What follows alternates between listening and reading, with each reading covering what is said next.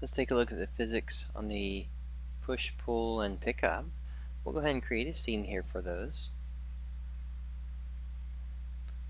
Let's take maybe one of the objects here and place it here. Let's put a player in the scene to interact with it. If we go to the block properties and go over to physics, whether you have enable on or off, if you choose push pull, you'll actually be able to move the object with it.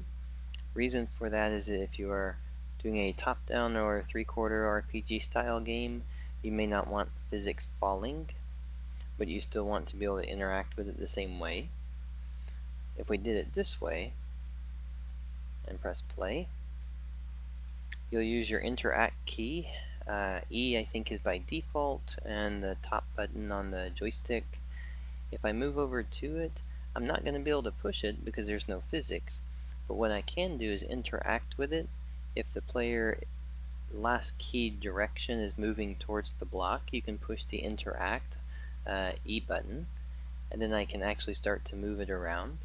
It may wind up getting a little sticky because with no physics, there's the drag between the surface is going to be a little off on it though. But when you do, once you actually have it, you can jump with it and you can move around with it. Alright, and whenever you let go of the E button, then his grab forward to let go of it. Alright. With that one, if we go back to the same one again, let's go ahead and go back to our physics. And we're going to keep push pull on, but this time we're going to enable the physics.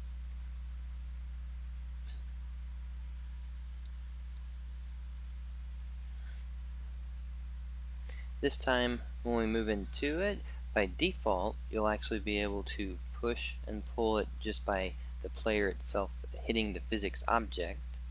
The other one, though, if I push E to interact, I can still move it, and I can move it back and forth as well, but when I let go of it, I'm going to drop it like a physics object.